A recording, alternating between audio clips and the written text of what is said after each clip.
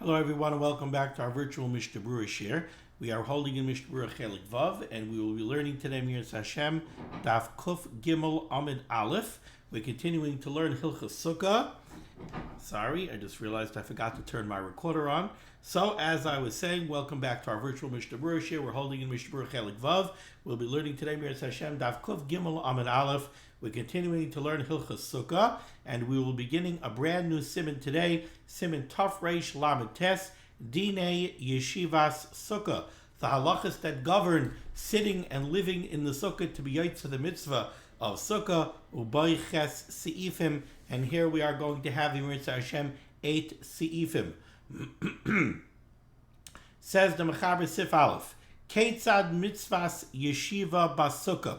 What exactly is the mitzvah to eat in a sukkah? How are you mekayim the mitzvah of yeshivas sukkah? Says the mechaber, sheyiya oichel v'shoiseh.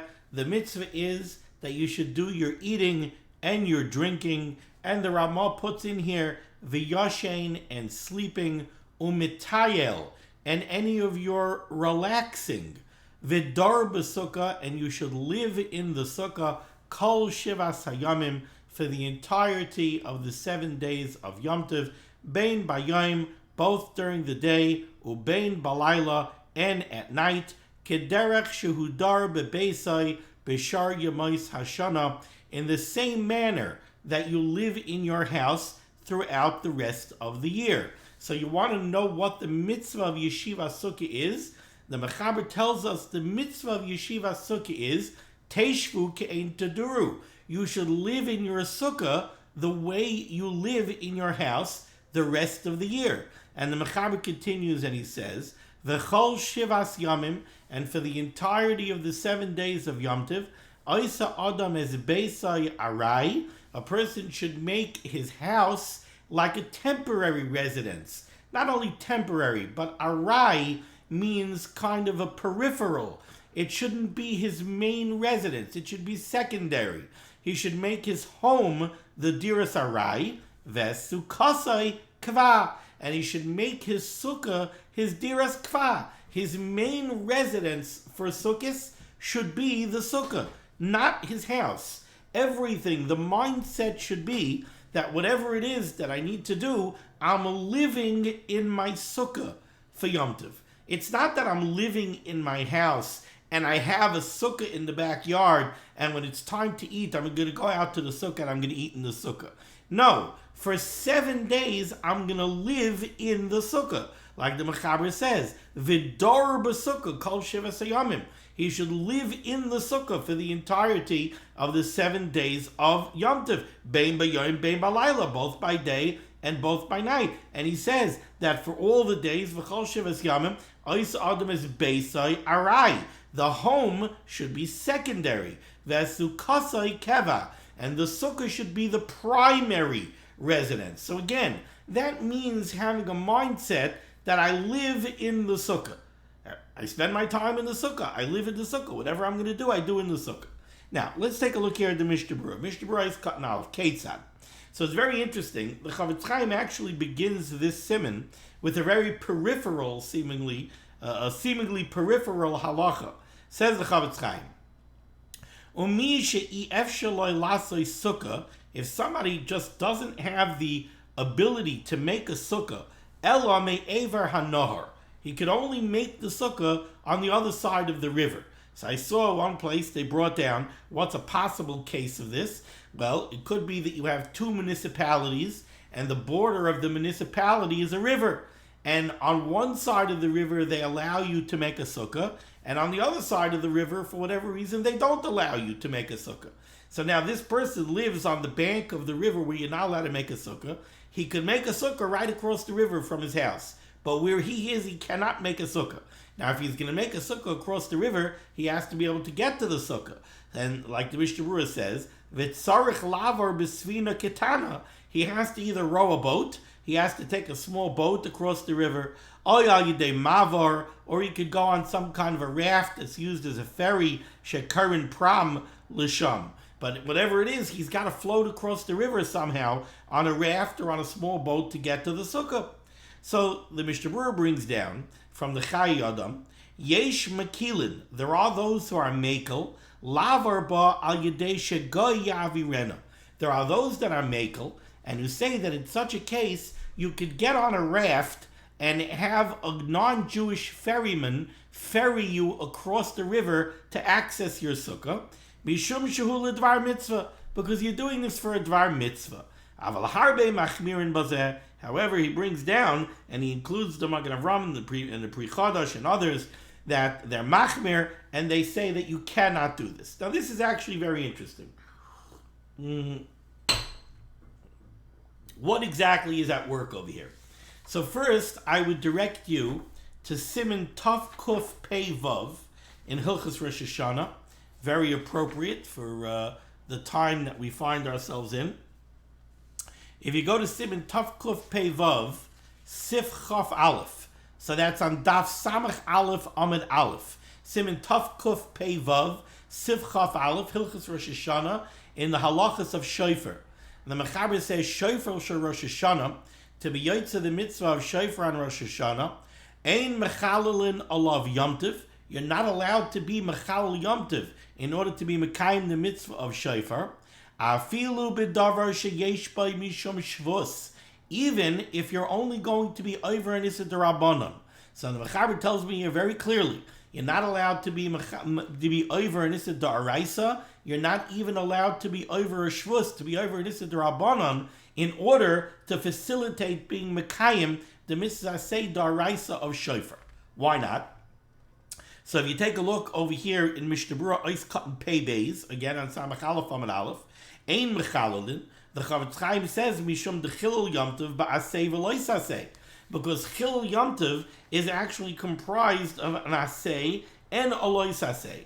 There's an Asei, there's a Mitzvah Asei of Tishbais, that you Shabbos Shabbosayin, you have to have it, there's an Isser Malacha on Yom Tov, but that's an Isser Asei. There's an Asei that you have to rest on Yom Tov, you have to refrain from doing Malacha on Yom Tov, and the Lois Asei. There's also an Isser Lav to do Malacha on Yom Tov.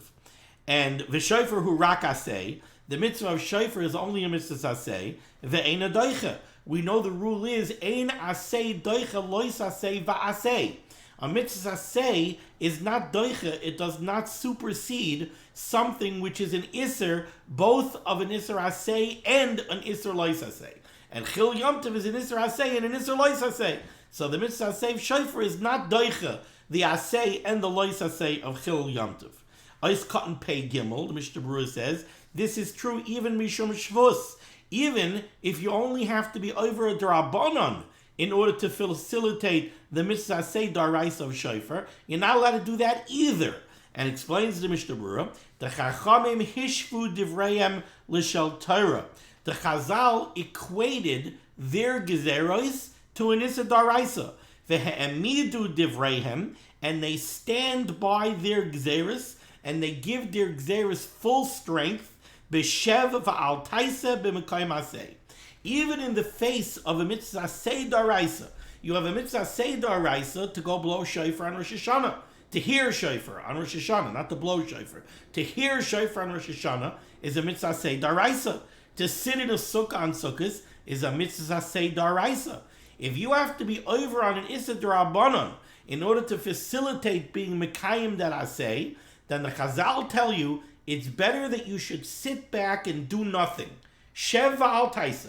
Just sit and don't do anything. So you're going to be over, you're going to be mevatel the mitzvah say d'Araisa, b'shev v'al taisa. You're not going to actively be mevatel the mitzvah say. You're going to be mevatel the mitzvah say passively. You're going to sit in your chair and you're not going to blow shofar. You're not hear shofar. You're going to sit in your chair in the house and you're not going to go out to the sukkah. So passively, you're going to be mevatel the asay of sukkah or the asay of shofar. It's better to do that than to actively be over a d'Rabbanan in order to facilitate being mekayim the mitzvah asay d'Araisa.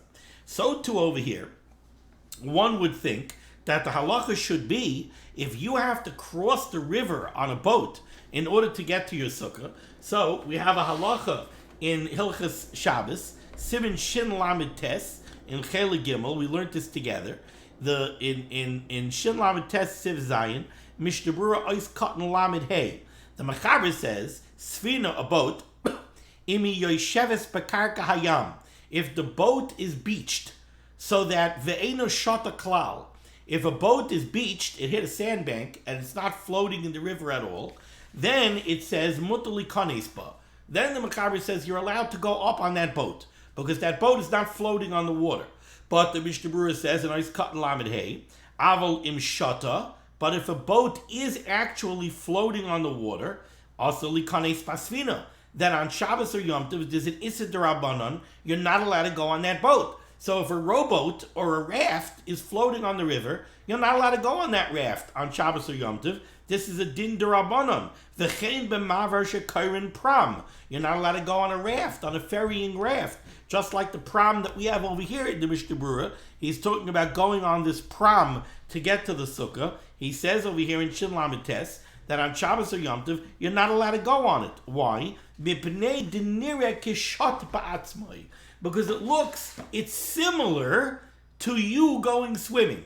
We know there's an Issa D'Rabbanan. There's an Issa D'Rabbanan on Shabbos and Yom Tov. You're not allowed to go swimming. You're not allowed to be shot alamayim. You're not allowed to go float on the water. That's an Issa D'Rabbanan. It's Xera. You might fashion a keli. You might make a life preserver. You might make some kind of a raft. So there's an Issa D'Rabbanan. You're not allowed to be shot alamayim.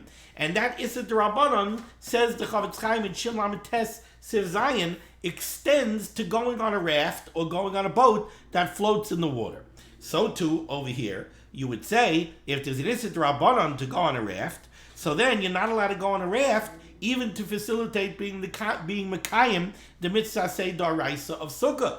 So what is this Yesh Makilin? What is this Yesh Makilin? How is it that the Chai Adam brings down that if you have to go on a raft in order to be Mekayim the Mitzvah of Sukkah, you're allowed to? Why? The halacha should not be that way. So if you take a look at the Sharet Zion Ois Katan Aleph, the Sharet Zion tells us that the Chayyim based this on a Magen Avram. It's the first Magen Avram in our Siman here, Taf Reish Lamed Tes. What does the Magen Avram say here? The Magen Avram over here seems to say that if somebody is in such a case where he has to go on a raft to access the Sukkah, so b'di'eved he can do it. Now, if you take a look at the Matzah Shekel, the Matzah Shekel is mefarish this Magen Avram, and he says that's not what the Magen Avram means.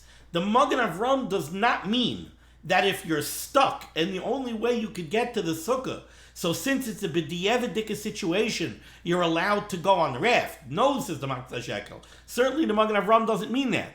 What does the Magen Avram mean? The Magen Avram means if you don't have a Sukkah, and the only way you could get to the Sukkah is by crossing the river to get to a Sukkah on the other side of the river, and you were over on the Isser Asei D'Rabbanan, and you went across the river, now b'di'eved, there's a shaila. Are you allowed to go make a bracha on that yeshiva sukkah? You're going to go into that sukkah and eat in that sukkah. Is there a problem of baitzei aberech ni'etzas Hashem? Is there a problem that you can't make a bracha on this sukkah because you were over in Issa D'Rabbanan in order to get to the sukkah? That's baitzei aberech. That's you did an Isser in order to do a mitzvah. We don't want you to make a bracha on such a mitzvah. Says the Magen Avram, no. You could make a bracha on the sukkah in b'di'eved. If you were over the Issa D'Rabbanan, you weren't supposed to. You were over the Issa D'Rabbanan, and you did cross the river on a raft. Now, could you make a bracha? Says the Magen Avram, yes. What is that yes based on? What that yes is based on is, it happens to be that this halacha of Siman Shin Lamed Tes, whether or not you're allowed to go on a raft on Shabbos and on Yom Tov, happens to be that it's a machlekes rishonim. Let me see, I wrote down here, I have to remember who the Shita was. The Rashbam. The Rashbam holds that you are allowed to go on a raft on Shabbos and Yom Tov. The Rashbam holds that the whole Gzera is only on you yourself going swimming. But you want to go on a raft that's being piloted by a non-Jew, says the Rashbam, you're not doing anything. You're standing there on a raft, or you're sitting in a seat. The non-Jew is doing all the work. He's ferrying the raft, and you're not swimming in the water. So the Rashbam holds that that's mutter. I think there are some other Rishonim who also hold that it's mutter. Now, we don't paskin like the Rashbam. We paskin like the Ri in Tosfos. Tosfos holds that it is usher, that the Gzeira does extend to going on a raft.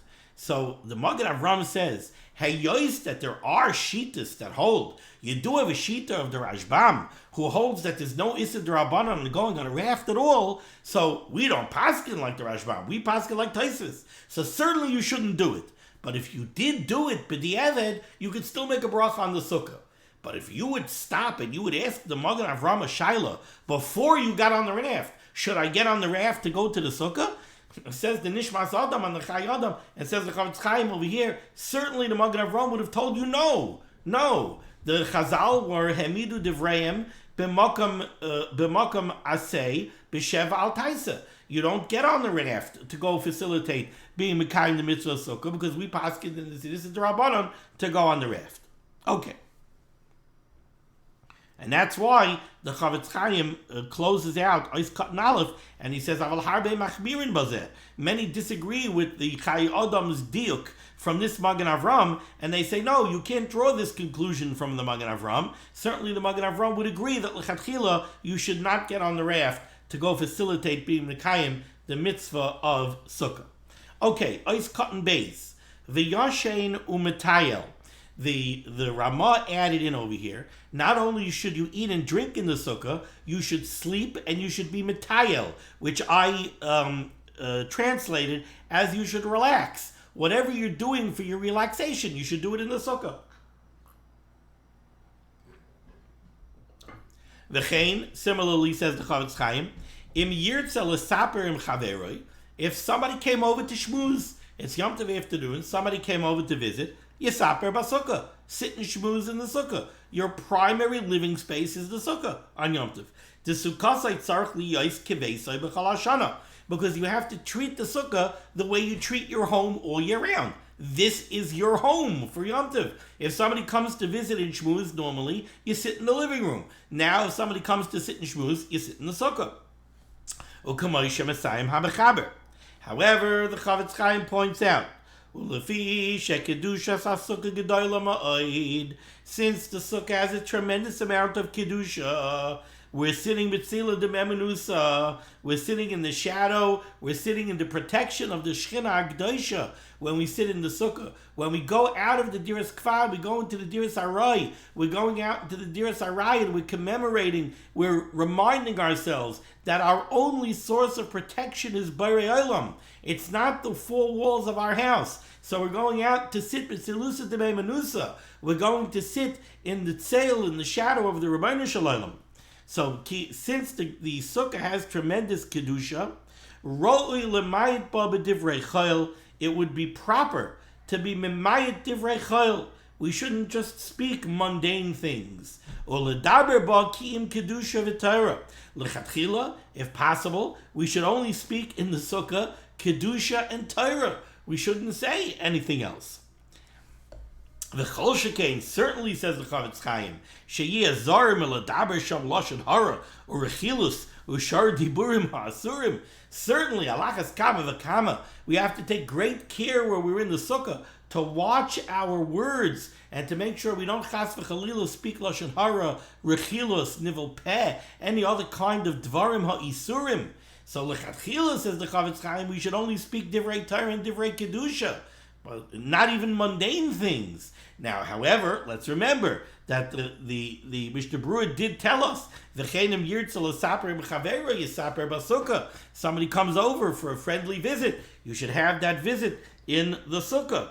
As a matter of fact, if you go to the Sharet Zion, Ois Katan Gimel, the Sharet Zion brings down, Ois Katan Daled, He brings down here from the Shla this idea that you should be memayit and divrei chayil, and you should try to speak primarily divrei Torah and divrei kedusha. The Sharet Zion brings it down from the Shla, and then he says here, nevertheless, keshehu tzarich ledaber me'inyanei esek. Let's say somebody comes over to talk business. Ein lo lotzeis misukah b'shvil zeh. Don't leave the sukkah. No, don't be a framak.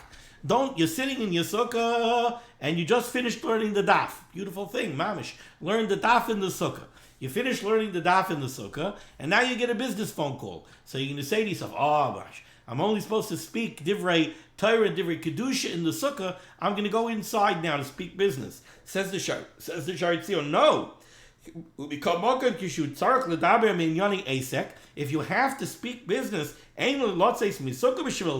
don't leave the sukkah because of that.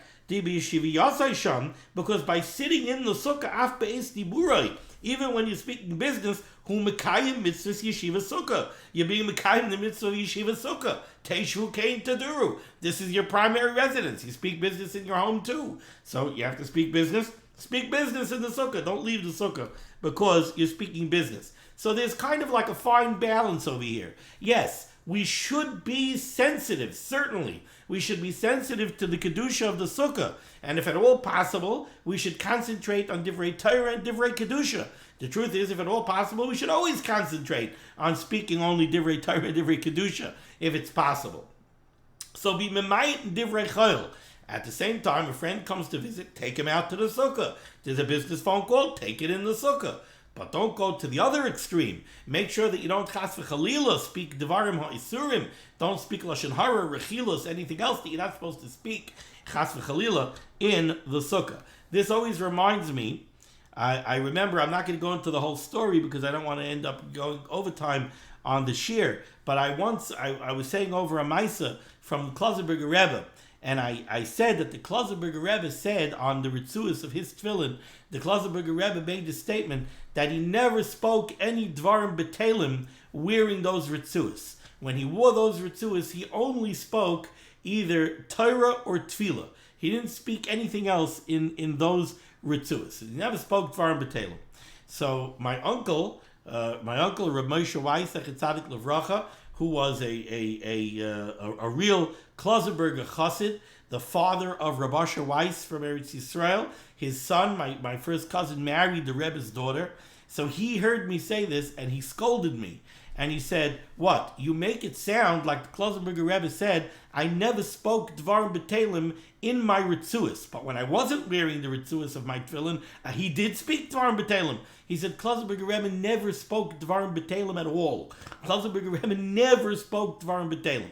When he spoke, it was either Torah or Tefillah, or it was other Inyonei Mitzvah, other Inyonei Kedusha, other things that had to be spoken, that had a purpose to them, that had a higher purpose to them, that had a purpose of Kedusha to them. He didn't stam speak, so don't make it sound like the Klausenberger Rebbe didn't speak Dvarim B'Telim when he was wearing tefillin, but when he wasn't wearing tefillin, he did speak Dvarim B'Telim. He never spoke Dvarim B'Telim.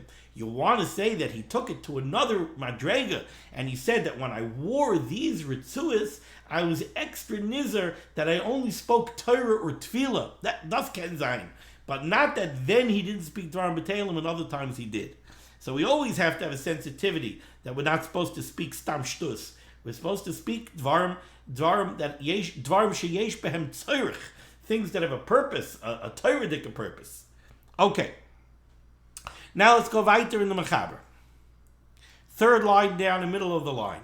So the Mechaber told us that for 7 days we're supposed to make our house arai, we're supposed to make our home secondary, and we're supposed to make the sukkah kva. We're supposed to make the sukkah our primary residence. Says the Mechaber Ketzad. What's the case? What does this mean to make the home secondary and the sukkah kva? So the Mechaber starts to lay it out for us. He says, Kalim hanoim. We have pretty, nice kalim. We have beautiful kalim. Umatzois hanois. If we have beautiful upholsteries, beautiful blankets, beautiful linens, basukah, you should bring those out to the sukkah. So don't say, I have some secondary stuff. I have my second tier stuff. I'm going to bring that out to the sukkah. It's like, I don't like that we're going to furnish the sukkah with folding chairs. And then in the sukkah, we eat in a beautiful dining room chair. To the sukkah, we're only going to bring folding chairs. If it's sometimes it's not shaykh. Also, it depends where you have your sukkah. If it's like when I was growing up, that your apartment is on the 5th floor and your sukkah is down in the basement, and you can't leave beautiful chairs in the sukkah because they're going to get rained on, and you can't be schlepping them up and down and back and forth. Okay, verstehe. But if it's possible, if you have a sukkah right on the deck, right off your dining room, take your dining room chairs out to the sukkah. Bring your beautiful chairs out to the sukkah. Bring your beautiful tablecloths out to the sukkah. Don't say, oh, for the sukkah, bring that one. Bring the old tablecloth out to the sukkah. No, you bring beautiful things out to the sukkah. Uklei shtia. And when it comes to drinking utensils, kigain ashishais, like flasks. We don't really have flasks. The kaisais, beautiful cups. Basukah. You bring them out to the sukkah. Says the Mishnah Berurah, nice cut in Gimel. Why does the Mechaber specify over here drinking kalim, like flasks and kaisais? Says the Mishnah Berurah, va'afilu hein shal cheres. The point over here is that even if you have earthenware drinking kalim, we're going to see that when it comes to earthenware eating utensils, earthenware kalim, if they're not glazed, they tend to become mo'us, they tend to become disgusting and filthy very, very quickly because they're porous and they absorb the grease and the schmutz and the dirt. So when it comes to klei achila, we say that if you have kalim, earthenware kalim for achila purposes, you got to get them out of the sukkah. For sure, after you finish eating on them, you got to get them out of the sukkah because they're filthy. But when it comes to drinking kalim, that is no exception. Even after you finish drinking from them, you keep them in the sukkah. That's why the Mechaber says klei shtia when it comes to drinking utensils, kigoin ashishais v'kaisais, flasks and cups, basukkah, you keep them in the sukkah. And the Mishnah Berurah explains in nice cut and gimel, va'afilu ein shal cheres, even if they're earthenware, va'afilu la'achar shtia, even after you finish using them for drinking, she'ein nim'asin k'may klei achila, because they don't become filthy the same way eating utensils become filthy. Eating utensils, you're eating greasy, sticky food. Drinks, that doesn't happen. And also, de'ein kfal l'shtia. By a meal, you sit down, you eat the meal, you finish the meal, you bring the plate back to the kitchen. But drinking, there's no kfa. It's not, I drank, I finished drinking, get rid of the cup. Even when you clear off the table, your mother says, leave the cups, right? Because people keep on drinking. They keep on drinking. It's common. You're going to drink over again and over again and over again. So the drinking utensils you can leave in the sukkah. Continues the Mechaber 2 lines off the bottom in the middle of the line. Aval klei achila, but when it comes to eating utensils, the kalim, aval klei achila, says the Mechaber, aval klei achila, but eating utensils, and the Ramah puts in a very critical 2 words, la'achar ha'achila, eating utensils after you finished eating, kigoin, for example, kiderois, pots, uka'arois, and plates and bowls, chutz l'sukkah. Their place is out of the sukkah. Now, let's just analyze this line of the Mechaber for a minute. The Mechaber said, aval klei achila, eating utensils. Let's take out the Ramah's words, la'achar ha'achila. So then the Mechaber would be saying, aval klei achila, but eating utensils, kigoin kiderois uka'arois, like pots and plates, chutz l'sukkah, those belong out of the sukkah. The Ramah puts in the words, la'achar ha'achila, after eating. That's when they belong out of the sukkah. But during eating, they could be in the sukkah. So now, based on that little preface, let's take a look at the Mishnah Berurah is cotton dalid. Aval klei achila. So first, the Chavetz Chaim addresses a different point. So far, what we've been seeing over here in the Mechaber is that there are types of kalim that have a place in the sukkah, types of kalim that do not have a place in the sukkah. Just reading the Mechaber, what we've seen so far is beautiful kalim belong in the sukkah. Kalim that get filthy belong out of the sukkah. Kalim like klei shtia, drinking kalim, those belong in the sukkah. Says the Mishnah Berurah in Aris Katan Daled, the kalim shemashin behem kemach. How about a flour container? A container that you keep flour in. That's not something that you're using for eating. It's something that you use for preparing food. It's the keli, it's the Tupperware container that you keep your flour in. The ha'arevos, or kneading bowls, shaloshin behem, that you knead dough in. Again, that's not something you use for eating. It's something that you use for food preparation. The kalim shel besamim, or spice containers, She'ein derech lahachzikon b'dirasai. You don't, generally speaking, keep these items in your dira. Now let's understand what that means. If you go back to Mishnaic times of the Gemara, it could be even Chavetz Chaim's times, in Radin and in poorer areas. What was a house? A house was very, very, very small. A lot of the food preparation was not really done in the living quarters of the house. So that's what the Chavetz Chaim says here. She'ein derech lachzikon b'dirasai. We don't generally keep the flour container, the kneading bowls, the spice containers. We don't keep that in the dira. Now you'll say to yourself, of course we do. We keep it in the kitchen.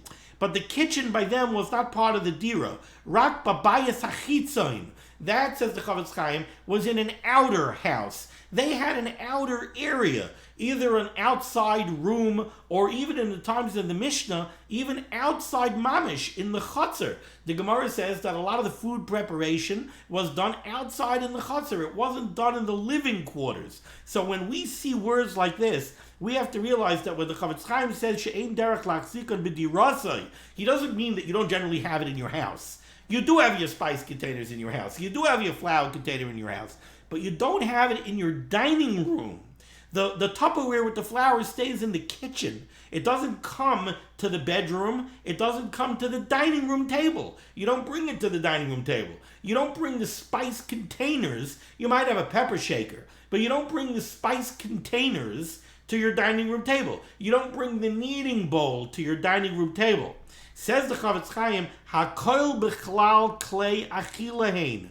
When the Mechaber says that klei ha'achila don't go out to the sukkah, when the Mechaber says avol klei achila kigoin kederois uka'arois, klei achila like pots and plates, he's including in this all of these types of food preparation kelim that you don't generally bring to the dining room table. All of those, v'chein kad oidli sheshayavin by mayim in anohar, or the bucket that you use to draw water from the river or from the well, hakol chutz la sukkah. All of these things, their place is out of the sukkah. Uklal adavar, the rule of thumb, says the Chavetz Chaim, is kol she'ein darka liyos b'dirasei shedarba. Whatever is not generally in your dira, again meaning in your dining room, ein loy lahachzik b'sukkah. You shouldn't keep it in your sukkah. Food preparation kalim are out of the sukkah.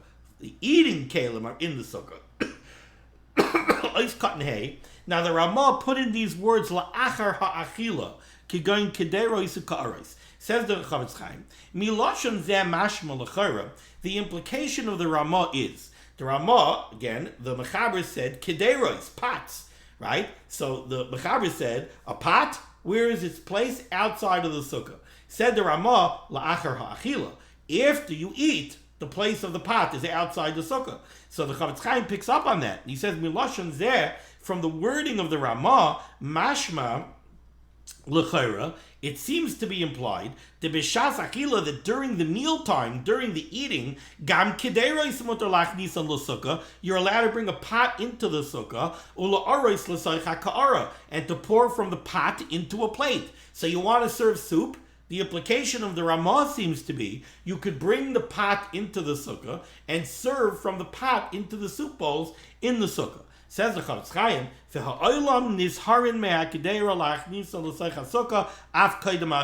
he says the Welt is careful, the Welt is noyig, and they're nizar, they take care not to bring a pot into the sukkah, even before the meal, even during the eating time, even during the meal time. You don't bring a pot into the sukkah. V'nira, and it seems, says the Chavetz Chaim, that the reason for the Welt's minig is that they are being nizar according to those shitas that never bring a kedera into the sukkah, because these shitas hold that it's not only a filthy keli, like a used earthenware plate that has no place in the sukkah, not just filthy kalim, but even kalim that are normally not in the dira, even kalim that are not dignified. It's not dignified to bring a pot to the table. You're not going to go to Buckingham Palace and see them bring a pot from the kitchen over to the table in front of the Queen. No, the pot stays in the kitchen, right? They bring a beautiful china dish to the Queen, but they don't bring a pot to the queen. So these shitas hold that a kedera never has a place in the sukkah. The Efsher, the Gam Das Shulchan Aruch Kenu. And the Chavetz Chaim says that it could very well be that that's taka the shita of the Mechaber. After all, the Mechaber didn't have these words la'achar ha'achila. The Ramah stuck in the words la'achar ha'achila. So it could be that the Mechaber also held this way, that even during the achila, a pot has no place in the sukkah. Ubefrat, says the Chavetz Chaim, Misha ein darka gam bebeisai lohavi akdera l'shulchanoi. Certainly, if it's never your derech to bring a pot to the dining room table, rather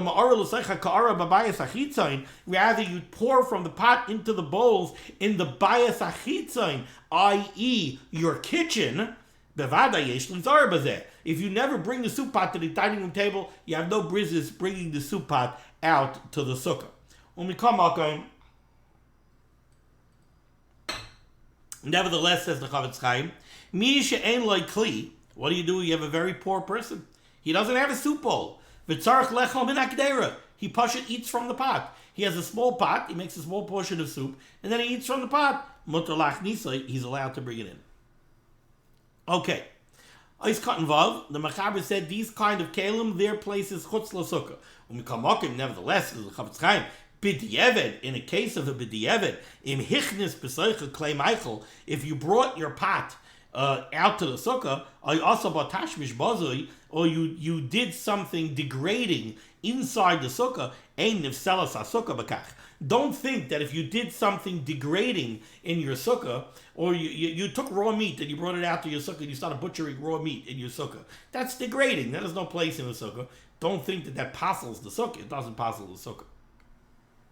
Says the Mechaber weiter on the bottom line, ha-menorah b'sukkah. A menorah, this doesn't mean a Chanukah menorah. Sukkah never falls out on Chanukah.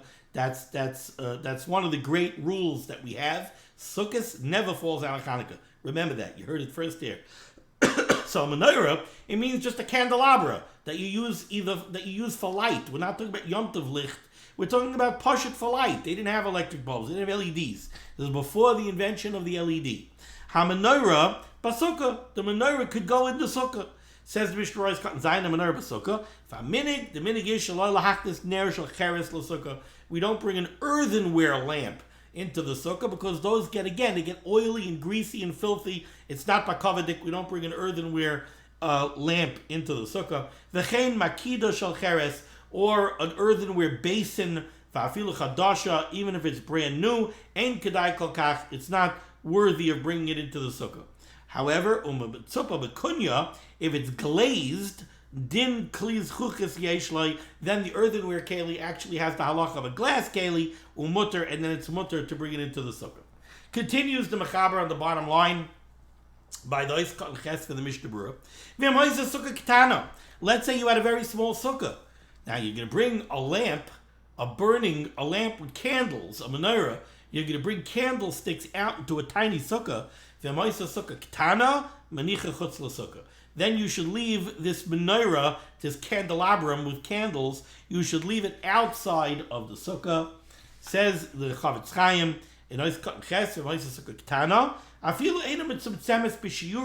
sometimes in Hilchas Sukkah, when we talk about a sukkah ketana, we're talking about a metzumtzum dika sukkah, a sukkah of exactly the minimum size, 7 tvachim by 7 tvachim. Over here, the Chavetz Chaim says, we're not strictly speaking about a 7 tefach by 7 tefach sukkah. We're talking about a sukkah that's small enough. If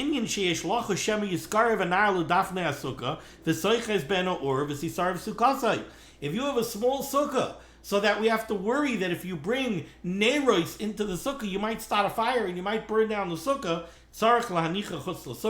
then the halacha is, this is not Eitz Tova Kamash Malan.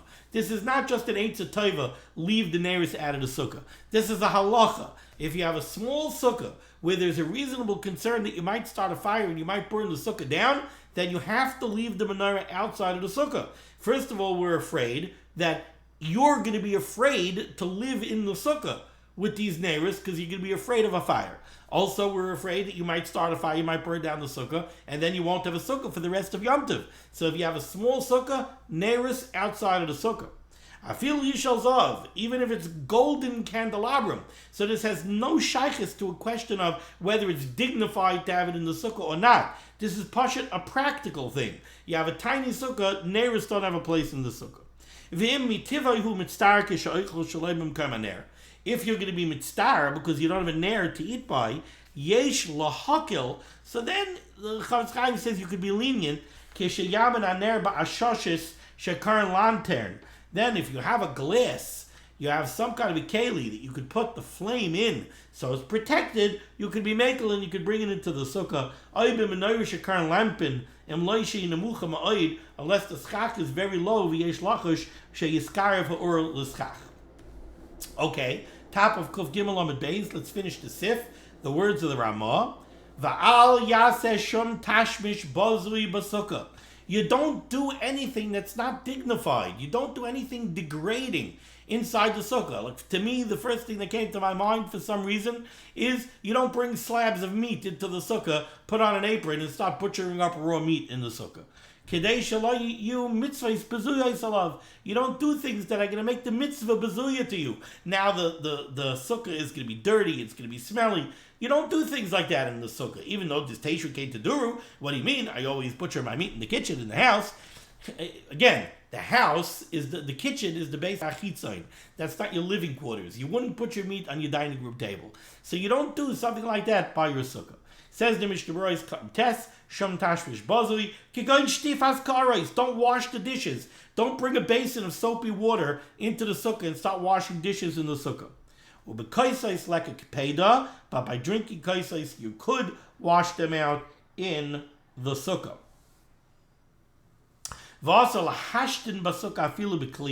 This very interesting. We wouldn't think that you have to mention it nowadays, but the Chavetz Chaim says you're not allowed to urinate inside the sukkah, even directly into a keli. So it's not like you're urinating on the floor of the sukkah. It's being done into a keli. Even though you would do that in your house. Let's remember, go back to the days of an outhouse. Wake up in the middle of the night, 2:30 in the morning, and it's 5 degrees outside, and you need the Beis HaKisei. So what are you going to do? You're going to go find your socks and slippers and boots, and you're going to go get your winter coat and everything else, and you're going to bundle up, and you're going to go trek outside to the outhouse in the dark of the freezing night and in the snow and in everything else, and you're going to go urinate in the outhouse? No. What you're going to do is, in the living quarters of the house, you're going to have some kind of a keli. It just skipped my mind what that keli is called in English. Not a urinal. All right, whatever it is, not negay. You know what I'm talking about. So they would have a keli, and they would urinate inside the house, even in the bedroom. They would take a keli, they would do what they have to do, close it up, and dispose of it in the morning during the day. So the Chavetz Chaim says, even though that is something that you will do in a dira, in a sukkah you don't do it. That's degrading, so it's not done. Okay, thank you so much for joining me for limud HaTorah. The schus of limud HaTorah should be Megan and Gans Klal Yisrael. The Rebbe Shalom should send Yeshua's refuahs to the Parnasa to all those in need. And Rabbi Isai, we have to be mispal. I wanted to do this in the beginning of this year. Hopefully I'll remember tomorrow. It's Yemei HaSlichos. Maybe we'll start off the year with something on Slichos or something pertinent to the Yemei HaRachamim. Okay. Be well, Rabbi Isai. We'll be in touch.